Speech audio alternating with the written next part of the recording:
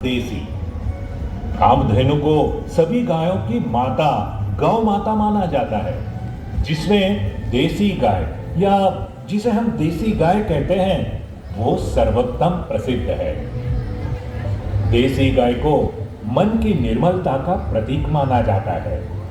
देसी गाय को दैविक और चमत्कारी शक्तियों से भरी गाय माना जाता है।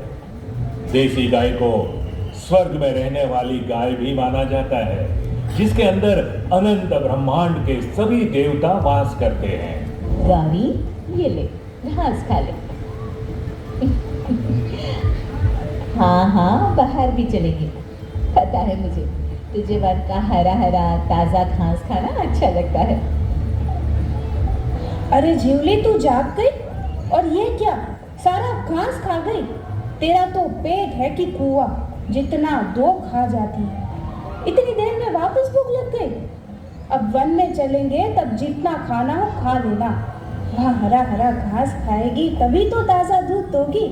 कंकु, तुम तो देसी गाय लाने वाली थी, फिर ये किसे ले आई? क्यों, ये गाय नहीं है? नहीं, ये गाय जैसी दिखने वाली जर्सी पशु है, जिसके सारे लक्षण गाय से मिलते हैं, पर ये गाय नहीं है।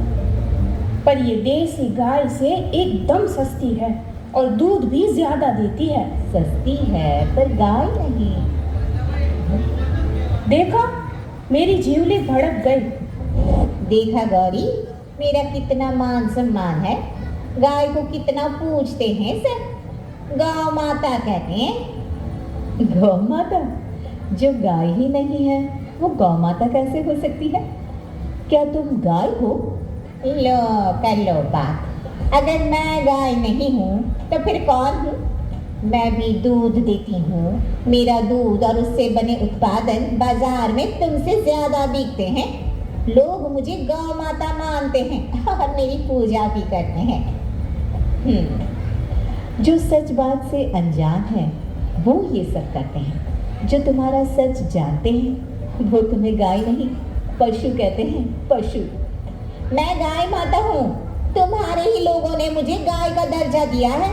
तुम समझोगे नहीं। लोग मुझे गौ माता मानते हैं क्योंकि 33 करोड़ देवता मुझ में निवास करते हैं। स्वयं भगवान को भी मेरा दूध पीना पसंद है। मेरी गर्दन देखो, मखमली रजाई सी कोमल, जो अपने बच्चे की धूप ठंड से रक्षा करती है। अच्छा, मैं जितना चाहूँ उतना खा सकती हूँ। क्या तुम खा सकती हो? अरे कम अकल, मैं जीने के लिए खाती हूँ और तुम खाने के लिए जी रही हो। तुम्हारे में भूंड की यानी कि सूअर की जिन्स है, जिन्हें यूरोप में उरूस कहा जाता है। तुम जानवरों की एक प्रजाति हो जिस पर विदेशियों ने प्रयोग करके सूअर और भारतीय देसी गाय के बीज के इंजेक्शन देकर एक नया जानवर तैयार किया, जिसका नाम जर्सी रखा गया, जो गाय नहीं है पर गाय की तरह दिखता है। चाहे कुछ भी हो, लोग मुझे तुमसे ज्यादा प्यार करते हैं। मेरे दही, दूध, घी प्रचुर मात्रा में खाते हैं। आजकल जो सस्ता दिखता है वो पहले दिखता है, फिर वो नकली तेल हो, घी हो या दूध हो। लोग अपनी जान से खेलते हैं क्योंकि वे लोग मूर्ख हैं। उन्हें नहीं पता कि तुम्हारा दूध धीमा जहर है, जिसमें कासोमार्फिन नाम का एक जहर है, जो दूध और उससे बने कई उत्पादों के रूप में लोगों के पेट में जाता है और कैंसर और ब्लड प्रेशर जैसी कई बीमारियों का कारण बनता है। आजकल युवा पीढ़ी में हार्ट अटैक आने का एक कारण तुम्हारा दूध भी हो सकता है।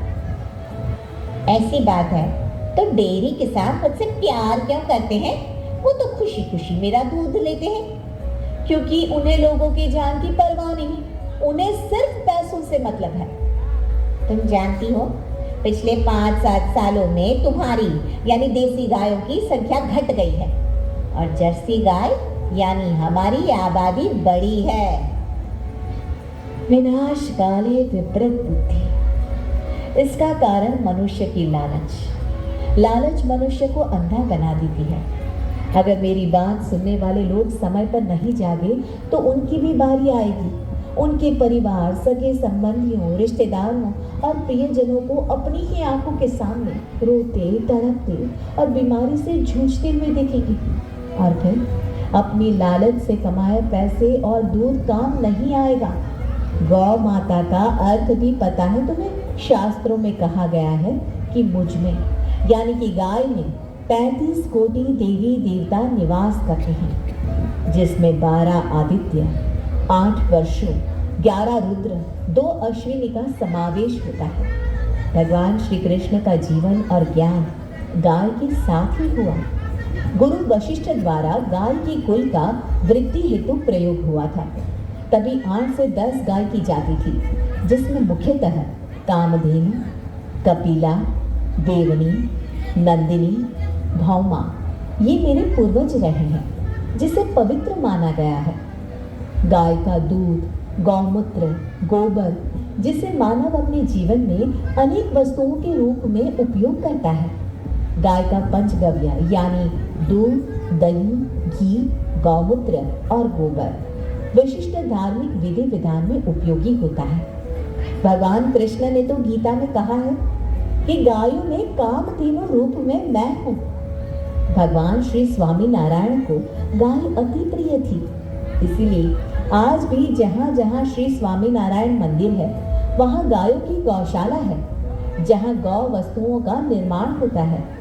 बात यही खत्म नहीं होती, ये तो हुआ गाय का धार्मिक महत्व। वैज्ञानिक दृष्टि से गाय का महत्व कुछ और है। वैज्ञानिक संशोधन अनुसार गाय के गोबर में कोलेरा के जंतुओं को नाश करने की शक्ति है।